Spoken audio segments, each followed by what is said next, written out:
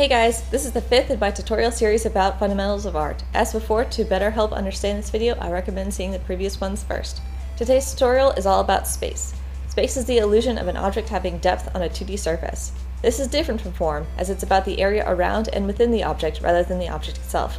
Think about more like, where is the object? How do you know where one object is in relation to another? How do you know that X is in front of Y? Space is where you start to see perspective being involved. Perspective is used to help objects feel in proportion and realistic.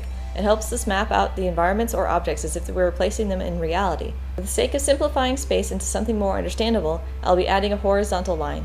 Adding a horizontal line to represent the horizon adds the illusion of perspective, as well as giving the object's physical placement in 2 dimensions. There are several different ways of utilizing space. Having 2 objects next to each other not touching on an equal level. They seem to be in the same place. Placement is another, where an object is in relation to the other. Where on the image is it? Having it higher or lower than another can make it appear like it's floating, or even abstractly, like it's further away. There is overlapping, where one object is on top of the other, blocking or obscuring other parts of an object from view. With just this alone, we can already feel like the object we see completely is the one in front. Size is where distance can really be seen.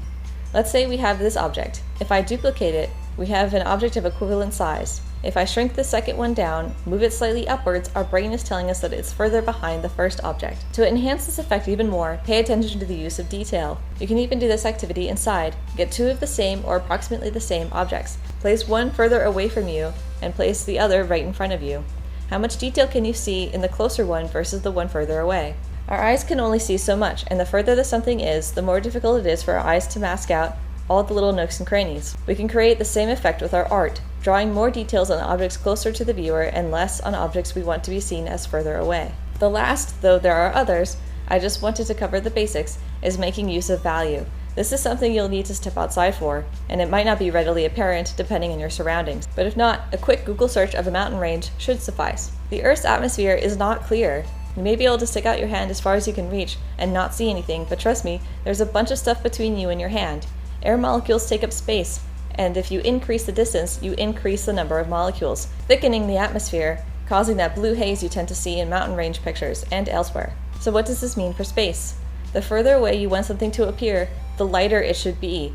There are more molecules between this mountain and the next from our perspective, which means thicker atmosphere, which means it's less visible to our eyes. Try and be adventurous wherever you are.